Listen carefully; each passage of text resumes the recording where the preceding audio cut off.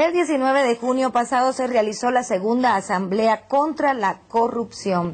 ¿Cuáles son las líneas estratégicas de la Secretaría de Transparencia y cuáles son los procedimientos para mantener una permanente y eficaz lucha contra la corrupción, sobre todo en el sector público? Eso es lo que queremos saber y por ello hemos invitado a Edwin Jarrín. Él es secretario nacional de Transparencia de Gestión, así que le damos la más cordial bienvenida. Buenas noches, gracias por estar acá. Muchas gracias, Ámbar, gracias a ti, gracias por el espacio.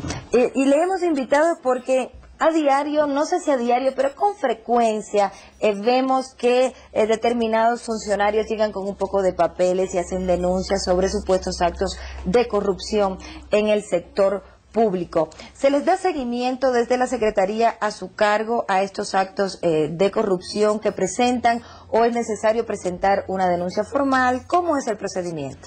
Bueno, el procedimiento para que nosotros como Secretaría Nacional de Transparencia iniciemos una investigación no necesariamente es la denuncia, ¿no? Sí tenemos un canal directo de denuncia ciudadana que es a través de nuestra línea telefónica, que es la 1-800 Ya Basta, es un número gratuito a través de todo el país. Tenemos también el mecanismo a través de la página web, que es www.secretariatransparencia.gov.es, que es otro mecanismo para hacer la denuncia. Y cuando el ciudadano o la ciudadana hace una denuncia, además a partir de este mes de julio, es decir, a partir de ya, de una vez va a tener un código que se le va a entregar y en la misma página web de manera virtual puede hacer seguimiento en qué proceso de investigación va su denuncia. Ya, ¿no? Este tipo de denuncia no tiene que llevar nombre y apellido, porque a veces la gente se asusta, se preocupa Lo que garantizamos en todo momento es la privacidad del nombre. Nunca en ninguna de las partes aparece ni decimos a nadie quién ha sido la persona que denunció. El nombre nosotros guardamos reserva en todo el momento, pero sí nos interesa que la persona que denuncia, poder contactarle para poder entregarle el informe de la investigación, para poder decirle en qué punto está la investigación, para poder decirle cuáles han sido los resultados de la investigación, sí, y además para poder canalizar y que podamos tener realmente una estadística de quiénes están haciendo la denuncia, por un lado, y por otro lado, que no estemos gastando el tiempo quizá en muchas cosas que no son denuncias reales, sino que pueden ser cuentos, que pueden ser historias que pretendan o dañar a alguien o calumniar a alguien, y esa es una mecánica a la que es necesario no confrontarnos de manera permanente, ¿no? Como es lo que tú decías al inicio. Sí, tú tienes mucha gente que a través de una, no sé cómo llamarlos, ¿no? De una actitud de denunciólogos o denunciólogas, todo el tiempo viven dando denuncias. Y además van llevando carpetas, que uno dice... Así es. Pareciera que es verdad, ¿no? Porque tiene un poco de papeles. Cuando tú sacas de un expediente una página, una hoja, lo mutilas, ¿sí? Puedes hacer llegar la denuncia más grave y la denuncia más podríamos decirle, del acto más aberrante de corrupción, ¿no?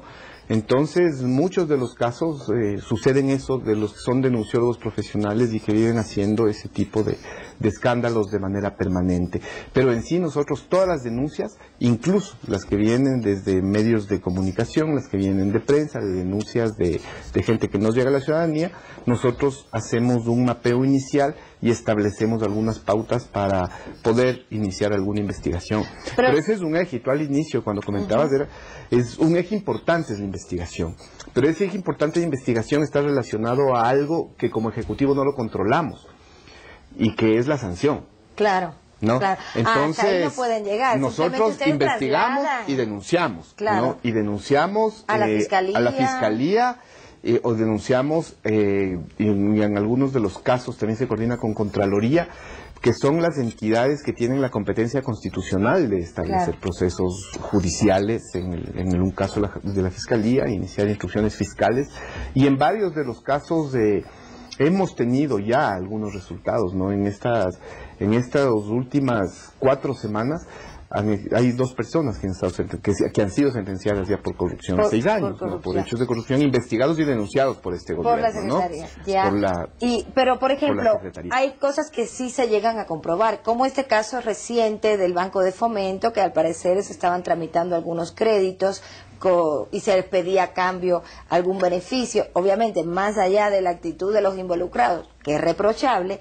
¿Qué está fallando para que se den este tipo de cosas? ¿Qué controles tal vez están fallando todavía? Porque ellos trabajaban en el Banco de Fomento y ahora resulta que estaban haciendo estas cosas indebidas. Es una red que se articula entre internos y externos, ¿no? Es evidente. Pero lo que tú dices es el eje fundamental y es el otro eje que yo te decía. Por un lado está la investigación y pretender llegar a sanciones específicas, ¿no? Por lo menos desde el Ejecutivo se está tomando sanciones administrativas, que eso ya es bastante, pero la impunidad existe. Pero anteriormente a eso, el fondo es lo que tú dices, la prevención es un eje estratégico, es un eje fundamental y tiene que ver con la institución en su estructura, en sus procesos, en sus procedimientos y en el cómo vas dándole una institucionalidad que per se sea transparente. O sea, te pongo un ejemplo concreto, el registro civil. El cambio que ha existido en el registro civil es un cambio rotundo, es evidente, así es. Y ese cambio ha quitado y ha eliminado muchos espacios de discrecionalidad, donde le hacía fácil, que le hacía fácil al funcionario o al tramitador, que se llamaban meritorios, ser corruptos. Entonces, cuando cambias la institucionalidad con tecnología, cuando cambias la institucionalidad con un recurso humano, selección de personal, y cuando mejoras la infraestructura para que la gente, que el que presta el servicio y el que recibe se sienta en un espacio digno de recibir un servicio, entonces la estructura cambia, la institucionalidad cambia, y eso creo que es un eje fundamental y es algo importante en lo que también la Secretaría trabaja coordinado con otras instituciones del Estado. Y también es necesario otro eje que es fundamental, que es el cambio de patrones socioculturales, ¿no? Pero, o sea, lastimosamente hemos sido criados y formados. No sé si siguen ahora algunos casos, pero antes para cualquier cosa, ¿cuánto hay? O sea, no salía un negocio si no había un cuánto hay. Entonces, cambiar lo que es la mentalidad también lleva un tiempo, me imagino. Y eso es un aspecto en lo social, desde lo más chiquito, desde lo micro, ¿no? Desde ese hecho de que cambiar la actitud, es decir, si hay un servidor público, su rol es servir. Claro. Y el gobierno nacional, a través de los impuestos que la ciudadanía paga, le está pagando un salario para que sirva. Claro. Entonces, solamente cambiar ese concepto en el servidor público y en el ciudadano que recibe el servicio público, de que no tiene que ir a pedirle al servidor público, por favor, ayúdeme con esto. Por ejemplo, el por favor está bien en la amabilidad, pero el servidor público no le está haciendo el favor, ni debe hacerlo cuando él quiere. Él está haciendo su trabajo y el gobierno le está pagando. Para todos era común antes decir, ve, ayúdeme, ¿cuánto? Para una colita, algo así, y era común y todo el mundo lo hacía. Una vez me fui a Chile y ahí pude ver que un policía, si le dices eso, te lleva detenido, porque lo considera un insulto. Entonces, qué lindo que uno considere que es un insulto la coima, o que eso ocurra también aquí en nuestros servidores públicos, que se sientan insultados por una coima.